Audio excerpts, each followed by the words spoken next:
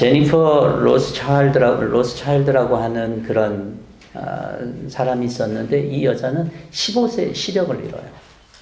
그러면서 자기가 그 스토리를 가지고 이 동영상을 만드는데요.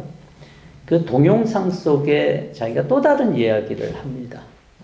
거기 등장하는 인물은 수잔과 마크라고 하는 사람이에요.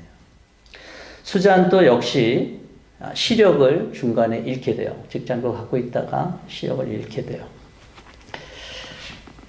그는 당연히 깊은 우울증에 빠지고 그녀의 세계는 무너졌고 계속 슬픔만 계속 생각났던 것 같아요. 남편 마크도 아내를 너무 사랑했기 때문에 그를 돕고 싶어 했습니다. 어떻게 하든지 도우려고 그러지만 그런 자신감이나 이런 것들이 그런 어려운 상황 속에서는 쉽게 회복되는 게 아니잖아요.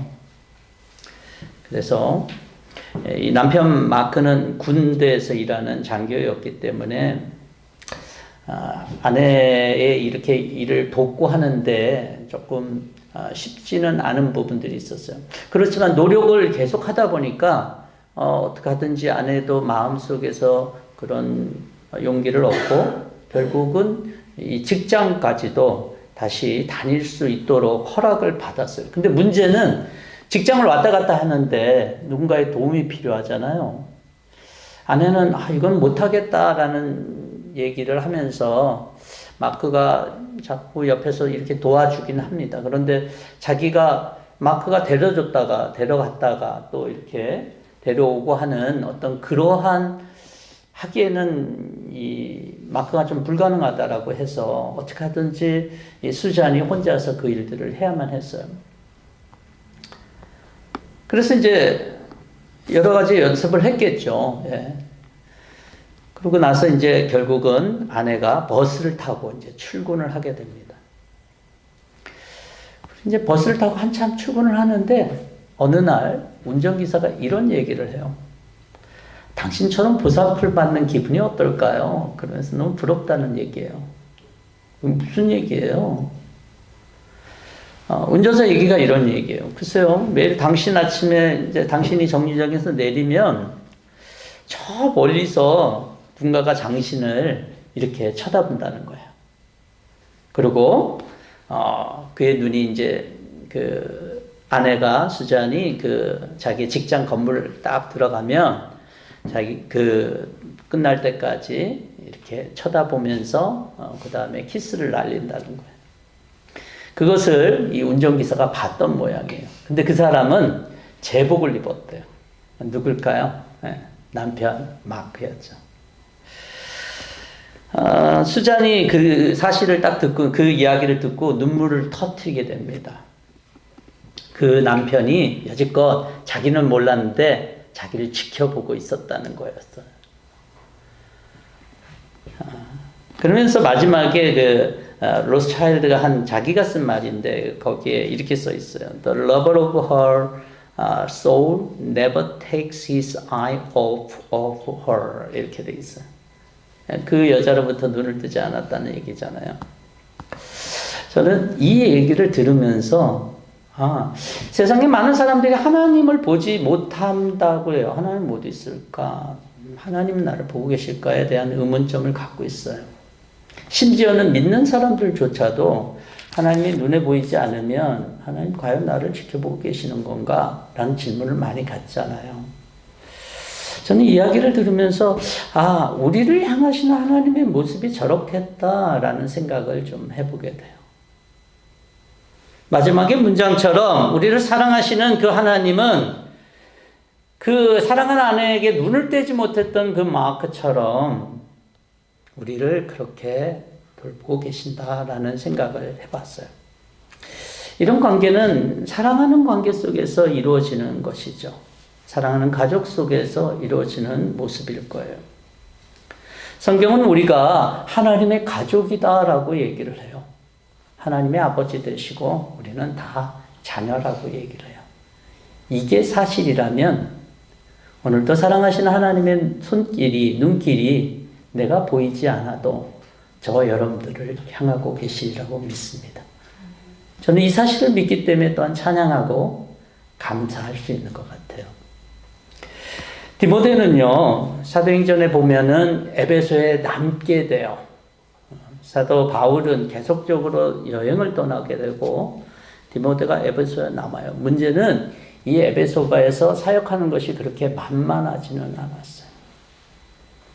에베소에서 바울이 오랫동안 사역을 하면서 있었던 건 분명해요. 그래서 에베소 사람들이 떠날 때 바울이 이제 다시 예루살렘으로 돌아가서 잡힐 것들에 대한 생각을 가지고 굉장히 안타까워하면서 서로 장로들과 헤어지는 모습도 사도행전은 얘기하고 있어요.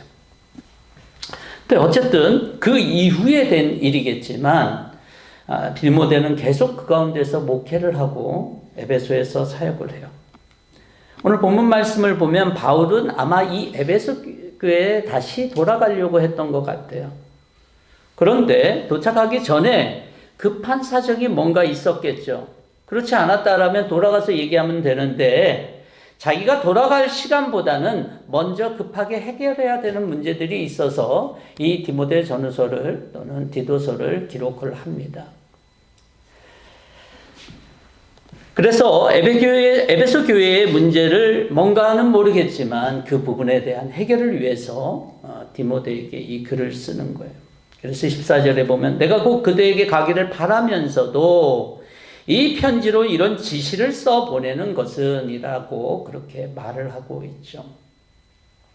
그러면서 15절에서 말한 것처럼 에베소에서 오는 것이 지체돼서 어떻게 하면 이 교회를 어떻게 이끌어가야 될지 디모데에게 또 여러분 3장을 여러분 묵상하면 알겠지만 뭐 감독, 집사의 직분 어떻고 이런 얘기들을 계속 직분에 대한 얘기, 직분자들에 대한 교훈들을 하고 있잖아요. 앞부분에서. 그래서 직분자들이 어떻게 교회를 또 섬겨야 되고 교회를 이해해야 되는지에 대한 그 지침을 이 에베소 교인들에게 바울이 얘기를 하는 거죠. 어쩌면 이 모든 직분을 앞에서 얘기를 하고 마지막에 이 14절부터 16절은 어떻게 보면 결론 부분이기 때문에 이것이 이 모든 사람들이 알아야 될 가장 중요한 교회에 대한 이해구나 라고 하는 것을 바울이 얘기하고 있다라고 볼 수가 있어요. 15절에 보면 이렇게 얘기합니다. 만일 내가 늦어지더라도 바울이 혹시라도 늦어지더라도 이것만은 기억해야 됩니다 라고 하는 얘기잖아요. 그 말씀은 이렇습니다. 하나님의 가족 가운데서 사람이 어떻게 처신해야 하는지를 그대가 알게 하려는 것입니다. 이 가족은 살아계신 하나님의 교회요 진리의 기둥과 터입니다. 교회에 대한 바울이 이 에베소 교인들이 또 디모데가 알기를 원하는 또 직분자들이 알기를 원하는 첫 번째 것이 있다라면 여러분 그건 뭐냐면 교회는 하나님의 가족이다라고 하는 거예요. 우리가 개역 성경에는요 이것을 하나님의 집이라고 표현돼요. 집, 가족, 가정 이게 좀 비슷하게 사용되고 있거든요. 이 단어는 헬라어로 오이코스라고 하는 단어예요. 오이코스. 오이코스라고 하는 단어는 굉장히 많이 사용되는데 이 바울이 사용하는 이 오이코스라고 하는 단어는 결코 이 건물로서의 집으로 잘 사용하지를 않아요. 그래서 디모데 전후서를 보면 이 오이코스라고 하는 단어가 7번 정도 나와요. 그런데 대부분은 오늘 세 번역에서 얘기하는 이 하나님의 가족 이게 바울이 얘기하는 것들입니다. 특별히 12절 우리가 읽지는 않았지만 여러분 성경을 한번 보면요. 거기에 집사에 대해서는 얘기를 나와요. 집사는 한 사람의 한 아내의 남편이며 자녀와 자기 가정을 잘 다스리는 사람. 이 자녀와 자기 가정 할 때 이 가정이 바로 오이코스예요. 이렇듯 오이코스에 대해서는 가정, 가족 이렇게 표현을 하고 있어요. 같은 장이지만 앞에 12절에서는 가정이라고 표현했고 바로 15절에서는 가족이라고 그렇게 얘기를 하고 있는데 우리가 생각할 때는 거의 비슷하다라고 볼 수가 있어요. 또한 이것을 건물로서 보기가 좀 어려운 이유는 당시에는 교회는 건물이 없었어요. 맨 처음에 이 교회에 이렇게 바울 시대의 이 교회는요, 가정이 자기 집을 오픈해갖고 같이 모이고 이랬기 때문에 이런 건물로서 교회는 없었어요. 하지만 이러한 교회에 대해서 우리가 뭐 그것이 집이든 가정이든 간에 바울이 말하려고 하는 가장 중심적인 의미는, 왜 제가 이 가족이라고 하는 쪽으로 얘기를 하려고 그러냐면, 집이라 하면 자꾸 교회를 건물로 자꾸 상상하기가 쉽기 때문에 그래요. 근데 여러분, 가정을 이루는 것은 집입니까? 아니죠. 사람이죠. 예. 집이 있다고 해서 가정이 이루어지는 건 아니죠. 사람이에요. 그래서 가족을 또 얘기하는 것이 우리가 이해하는데, 이 본문을 이해하는 데는 더 좋겠다라는 생각이 들어요. 근데 이 가족은 누구의 가족일까요? 나의 가족일까요? 나의 가족이 아니라, 여러분의 가족이 아니라 바로 하나님의 가족입니다. 그래서 교회에 대해서 뭔가 지나치게 자랑한다라고 하는 것은, 아마도 우리 교회가 너무 크고 여러분, 이런 것들을 자랑한다라고 하는 것은 이 교회를 좀 잘못 이해하고 있다라는 생각을 좀 하게 돼요.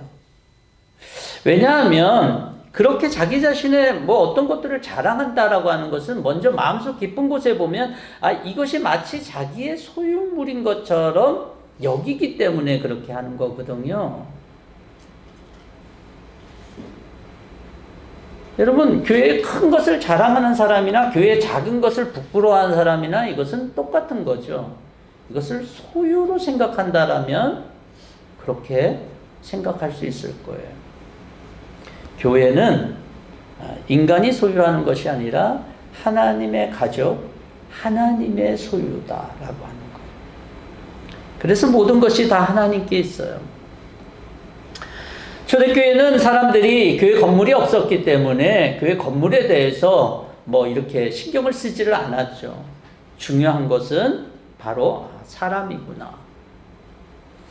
그래서 사람들이 모두가 오늘날과 같은 그런 기준으로서가 아니라, 교회는 사람들의 모임이기 때문에 한 사람 한 사람의 사람이 중요하고, 한 사람 한 사람의 사람이 굉장히 가치롭고 존중받아야 된다라고 하는 것이 분명히 오늘보다는 조금 더 강했던 것 같아요.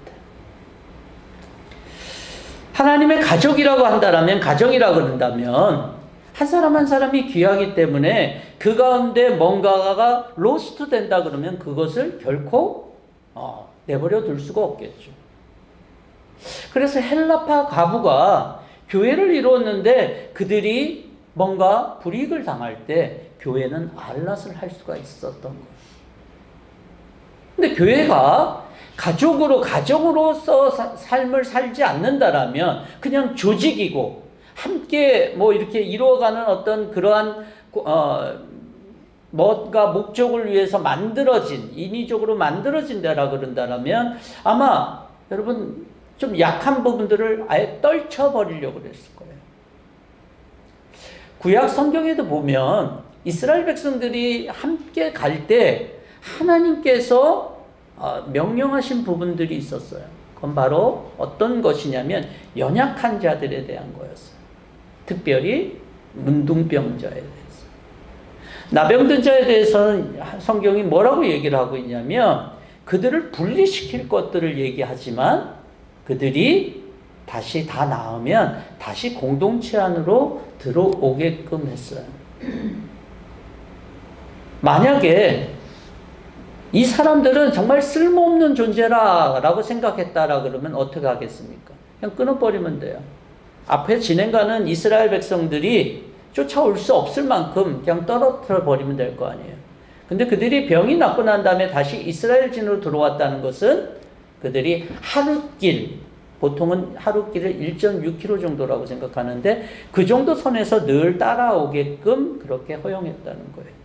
그것은 가족이기 때문에 가능한 거죠. 그래서 교회가 크거나 작거나 중요한 거는 나라고 하는 사람이 교회를 이루는 그러한 사람이다라고 하는 거예요. 저와 여러분들이 이 건물이 아니라 저와 여러분들이 하나님의 교회를 이루는 것입니다. 하나님의 가족을 이루는 거예요.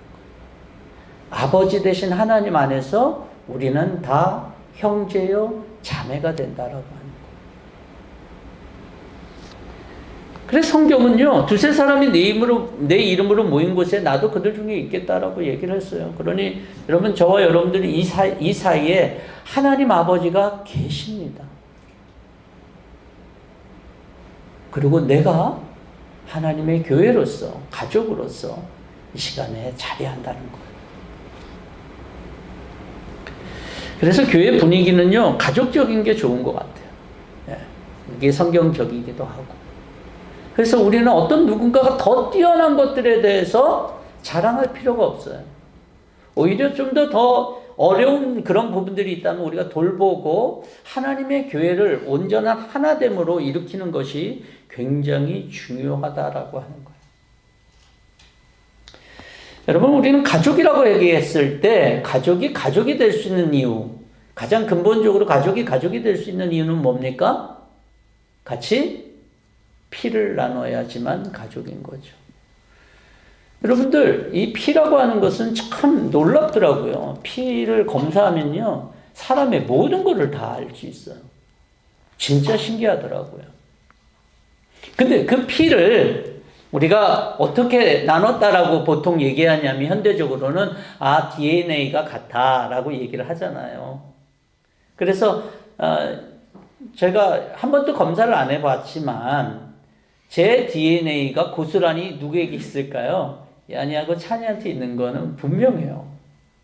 근데 같은 DNA를 받았는데 둘이가 똑같습니까? 다릅니까? 다르잖아요. 그래서 제가 그래서 한번 이걸 들었는데 DNA의 99%가 다 다른데요. 그 한 1% 또는 0. 몇 프로 때문에 서로가 다르대요. 이렇게 성격도 다르고 모양도 다르고 너무 신기하더라고요. 그러니까 99%는 같다는 얘기예요. 99%는. 그래서 우리가 DNA 검사하면은 친자 확인 이렇게 하면 99.9% 일치 이런 것들이 그게 가능한 거예요. 만약에 한 60% 내지 70% 정도 같았다 그러면 그렇게 같다라는 결과가 나오기가 쉽지 않을 것 같은데, 그 조금의 차이가 사람의 차이, 같은 피를 나눴지만 같은 가족 안에서도 그 달라짐을 나타낸다라고 하는 거예요. 그래서 교회는요, 다르게 자연스러운 거예요. 저와 여러분들이 다 다른 것.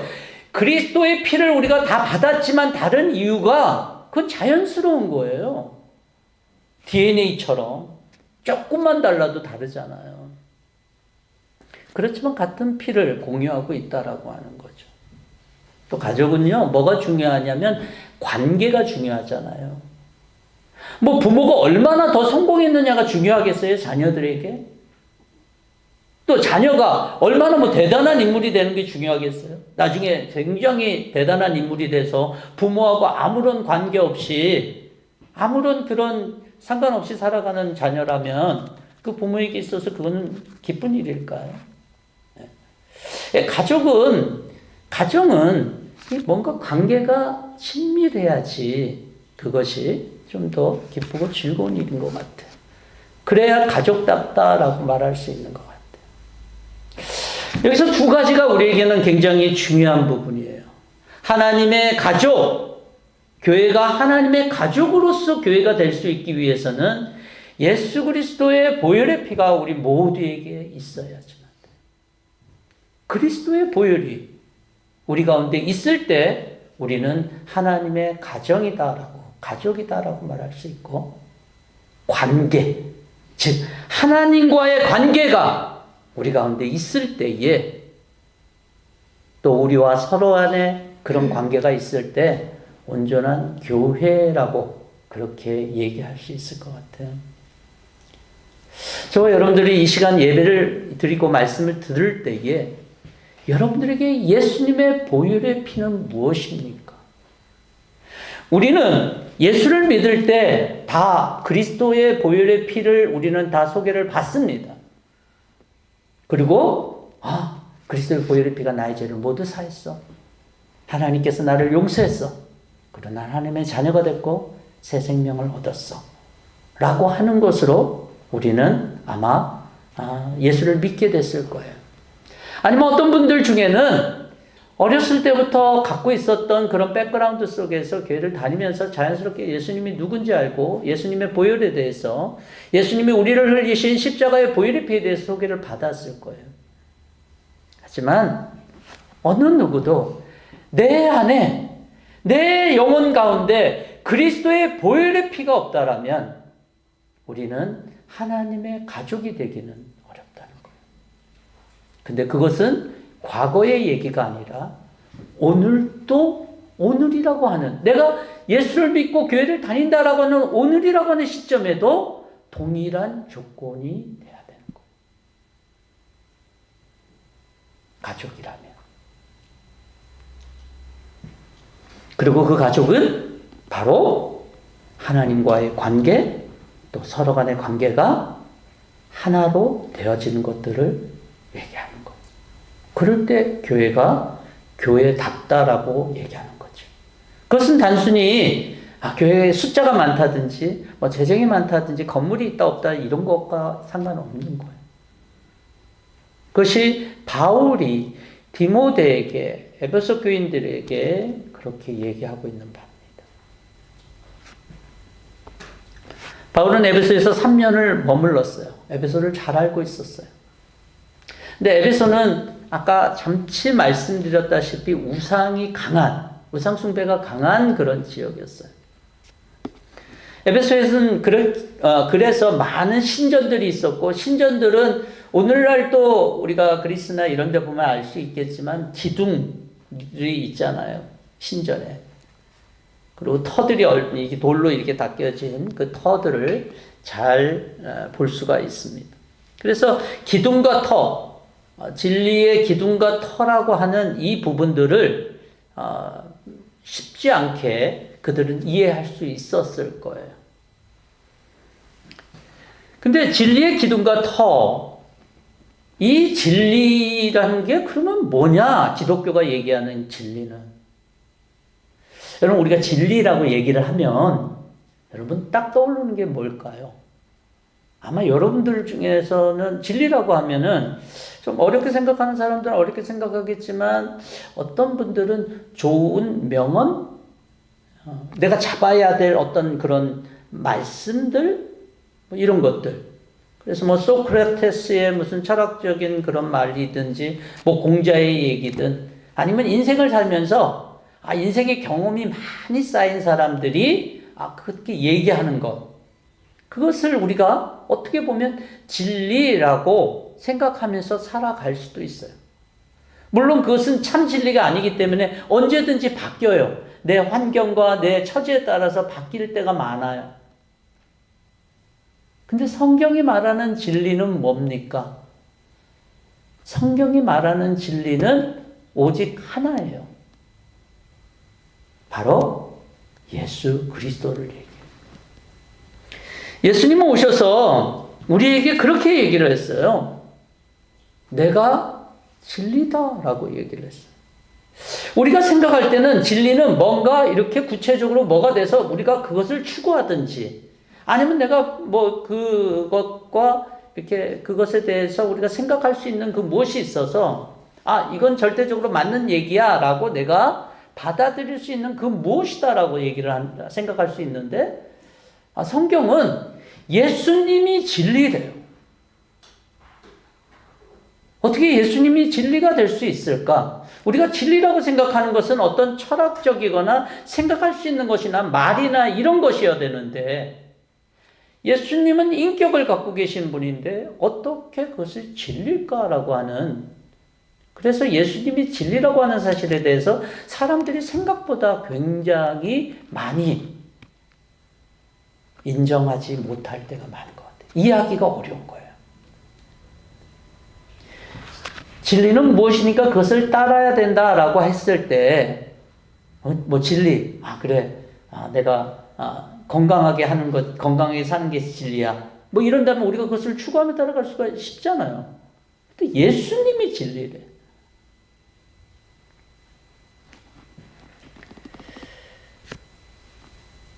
예수님께서는 계속적으로 진리에 대한 얘기를 계속적으로 하셨어요. 오셔서. 마지막 빌라도 앞에서까지 진리에 대한 얘기를 하셨어요. 그러면서 예수님 마지막 빌라도의 대화에서도 난 진리를 증언하기 위해 태어났고 진리를 증언하기 위해서 세상에 왔고 진리에 속한 사람은 누구나 내가 하는 말을 듣는다라고 말하면서 빌라도의 대화를 마쳐요. 문제는 정말로 예수님이 진리라면 우리는 그 진리를 소유해야지만 되는 거겠죠. 그런데 세상은 어디에서도 예수님을 진리라고 여기지를 않는 것 같아요. 오직 교회만이 예수님이 진리임을 선포하고 진리를 유지하고 보호하고 훼손되지 않게끔 지키고 있는 것이 오직 교회예요. 그래서 교회를 진리의 기둥과 터라고 얘기를 하죠. 진리 자체이신 예수님이 이 교회 속에서 보호되지 않고 이 교회가 그것을 지키지 않는다라면 진리가 무너지면 뭐가 나타날까요? 당연히 거짓이 나타나겠죠. 여러분, 교회로서의 사명을 지키지 않는 것, 즉 예수 그리스도가 우리의 삶 속에서 없어지는 것, 중요하게 여겨지지 않고 과거에 내가 예수를 믿을 때의 사건으로서만 된다 그랬을 때 여러분, 교회는 진리의 능력을 잃어버렸기 때문에 이 땅 가운데 거짓이 판칠 수밖에 없을 거예요. 아니, 교회 안에서도 거짓이 판칠 수밖에 없다는 거예요. 예수님이 없는 세상에서 거짓이 판을 치는 것은 너무나도 당연하잖아요. 여러분, 우리 개인의 삶은 어떨까요? 우리 개인의 삶 속에서 예수님이 계시지 않는다라면, 진리이신 예수님이 나의 삶을 주장하고 있지 않는다라면 우리의 삶은 어떻게 될까요? 역시 거짓이 판을 칠 거예요. 가정도 마찬가지고 교회도 마찬가지고 세상도 마찬가지. 저는 예수님께서 나를 진리라고 얘기했을 때 이 진리라고 하는 것은 그냥 단순히 예수님이 야 나는 진리니까 나를 믿고 나를 따라야 돼 라고 하는 것이 좋아서 그렇게 얘기하신 말씀이 아니라고 봐요. 그것은 바로 하나님이 예수님을 진리로 정하셨기 때문에 그래요. 그건 어떻게 보면 로예요, 로. 이 온 우주의 로에 따라서 이 온 우주가 움직이는 것처럼 여러분 우리는 물질의 법칙이나 이런 것들을 잘 알지 못하지만 세상이 그 물질 법칙에 따라서 움직이잖아요. 그 로에 따라서. 이 로를 뛰어넘는 하나님의 법칙이 있는데 그 법칙에 따라서 이 세상은 움직일 수밖에 없어요. 그 법칙이 뭐냐? 하나님께서 예수님을 길이고 진리고 생명으로 정하셨다라고 하는 거예요. 교회가 되려면 예수 그리스도가 회복이 돼야 돼요. 저와 여러분 속에 교회가 되려면 우리 모두에게 예수 그리스도가 과거의 사건이 아니라 오늘 또 나의 가운데 있는 예수님이 되어야지만 돼요. 그럴 때 교회는 진리의 기둥과 터로서 하나님의 가족으로서 이 땅 가운데서 역사될 수 있는 것입니다. 여러분 부탁드릴게요. 예수님에 대해서 알기를 포기하지 말고 예수님에 대해서 알았다고 포기하지 말고 자고하지 말고 오늘도 우리 가운데 진리로서 오늘도 내 삶을 하나님께 인도하는 그러한 살아계신 하나님의 아들이신 예수 그리스도께서 저와 여러분들의 영혼 가운데 함께 하신다는 이 사실을 우리가 바라보고 나아갈 수 있었으면 좋겠어요. 예수님은 과거의 기억이나 지식이 되어서는 안 돼요. 예수님은 분명히 얘기하셨어요. 내가 너희의 삶을 자유케 할 진리다라고 얘기를 하셨거든요. 오늘 내 삶 속에서 어떤 것이 막혀있다라면 예수님을 바라봐야 돼요. 예수님을 찾아야 돼요. 왜냐하면 거기가 진리이기 때문에 하나님이 정하신 진리이기 때문에 그런 거예요.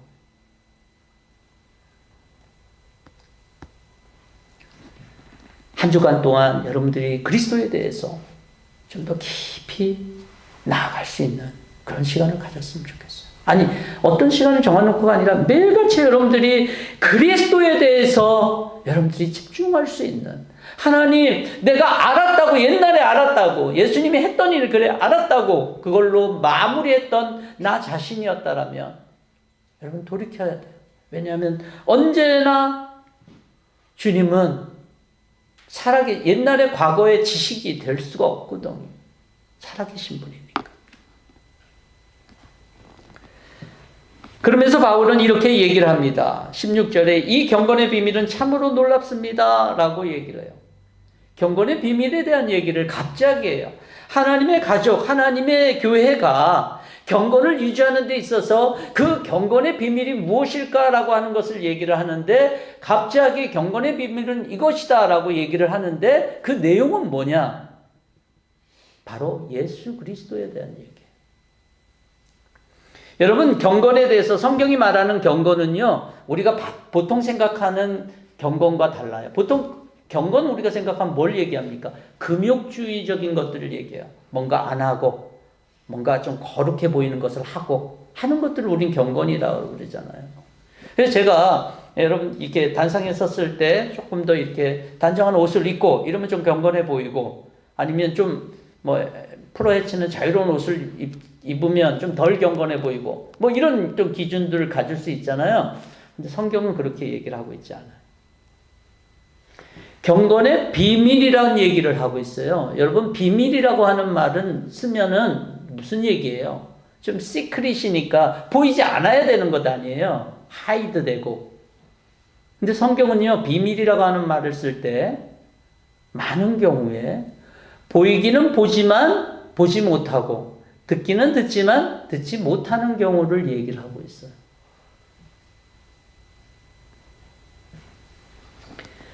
오늘 경건의 비밀은 뭐냐라고 했을 때 16절 내용은 뭡니까? 바로 예수 그리스도에 대한 거예요. 16절은 총 6개로 구분되어 있어요. 여러분들이 나중에 이걸 보시면 이게 6개의 부분으로 되어 있어요. 예수 그리스도의 삶에 대해서. 근데 이게 무슨 하나님의 가정, 하나님의 교회와 관련되어 있을까? 여러분, 우리는 앞서 말씀드렸다시피 예수 그리스도의 보혈의 피로 가족이 된 우리들이에요. 근데 이 가족이 된 우리 속에서 우리 모든 DNA는 뭐라고요? 예수 그리스도라고 하는 DNA밖에 없는 거예요. 그 DNA가 나를 주장하고 나를 나타내는 거예요. 그게 바로 경건이다라고 하는 거예요. 예수가 드러나는 것, 그것이 바로 경건이다라고 하는 것. 좀 우리가 생각하는 것과 좀 다를 수도 있을 것 같아요. 경건이라고 하는 것에 어떤 모양과 이런 것들을 하지만, 여러분, 경건은 그것과 조금 거리가 멉니다. 경건은 바로 예수 그리스도예요. 근데 그 경건의 비밀이라고 그랬으니까 아까 비밀은 뭐라고요? 이게 드러난 시크릿이 아니라 미스테리예요. 보기는 봐도, 봤는데 분명히 보이는데 알 수 없는 거예요. 들었는데 들을 수 없는 이 미스테리가 바로 비밀인 거예요. 예수님이 숨겨졌습니까? 아니요. 2000년 동안 예수님은 드러났어요. 근데 예수님을 예수님으로 제대로 알지 못하는 사람들이 너무 많았어요. 예수님이 저와 여러분들을 경건에 이르게 할 분인, 유일한 분인 것을 저와 여러분 믿을 수 있었으면 좋겠어요. 여러분, 우리는 경건의 프랙티스를 위해서 열심히 기도하고 말씀 보고 하지만, 더 근본적인 경건은 누가 우리에게 허락하냐면 바로 예수 그리스도가 우리에게 허락합니다. 예수 그리스도를 아는 것만큼 우리가 더 깊은 경건에 그러한 나아갈 수 있는 것이다라고 하는 것을 바울이 얘기하고 있는 거예요. 그분은 감춰져 있다가 드러난 분. 그렇지만 드러났어요. 근데 예수 그리스도를 아무리 많이 얘기를 해도 그것을 보지 못하고 듣지 못하는 그런 분들이 있다는 거예요. 오늘 여러분들이 그 아침에 그 말씀 중에서 오늘 디모데전서 6장의 말씀이었는데요. 그 6장의 말씀 경건에 대한 얘기를 해요. 6장 5절에 보면 마음이 썩고 진리를 잃어서 경건을 이익의 수단으로 생각하는 사람들 사이에 끊임없는 알력이 생깁니다 라고 얘기를 하는데, 여러분 여기서 보면 진리를 잃어버렸다 그랬잖아요. 즉 예수를 잃어버린 사람들은요 경건을 이익의 수단으로 생각해요. 예수 그리스도를 옛날에 잊어버렸는지 최근에 잊어버렸는지 모르겠지만 어쨌든 잊어버린 사람들은 경건을 이익의 수단으로 생각한다는 거예요. 오늘날 저와 여러분들은 어떨까요? 정말 우리가 알고 있는 예수님에 대한 것들이, 예수님은 예전에 이런 삶을 사셨고 나를 위해 십자가에 달려 돌아가셨고 하는 어떤 그런 지식이 아니라 진짜 예수 그리스도가 저와 여러분들의 삶에 오늘도 현존으로 진리로서 있어서 그 진리를 잃어버리지 않는 자들에게는 경건이 깊어지는 거예요.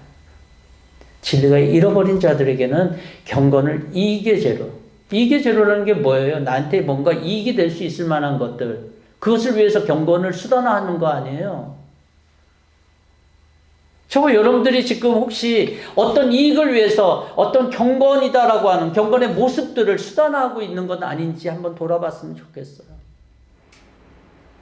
하나님이 말하는 경건은 예수 그리스도를 통해서 그 안에서 더 깊어지는 것들을 얘기해요. 더 거룩함으로 나아갈 수 있는 것들을 얘기하는데, 그것은 바로 예수님과의 관계 속에서 오는 것이지 단순히 우리가 어떤 행동을 했다라고 하는 것에서 오는 것이 아니다라고 하는 거죠.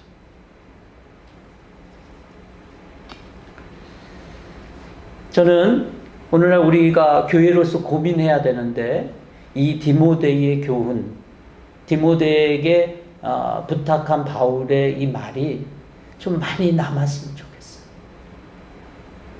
저와 여러분들이 하나님의 가족으로서 하나님의 교회입니다. 그리고 우리가 교회 될 수 있는 이유는 단 한 가지 이유, 예수 그리스도 때문에. 예수 그리스도는 과거의 기억이나 과거의 그 무엇이 아니라 오늘 또 우리의 거룩함을, 하나님께 나아가는 그 경건을 좌지우지하는 비밀스러운 그런 분이다. 예수님을 알기를 힘쓰시길 바랍니다. 예수님을 다 아는 것처럼 마시지 마십시오. 사람과 사람의 관계도 그런 것 같아요. 저가 여러분들을 몇몇 마디 해보고 제가 여러분들을 안다 그러면 얼마나 기분 나쁘겠어요. 그렇죠? 우리가 예수님에 대한 태도가 그렇지 않나요? 예수님은 하나님이고 하나님의 아들이신데 그분에 대해서 단순히 내가 몇 번 생각하고 성경 말씀 읽었다고 그것이 깨달아지고 알아질 수 있는 분이라면 거기에 무슨 신비가 있어요? 그게 어떤 비밀이겠어요?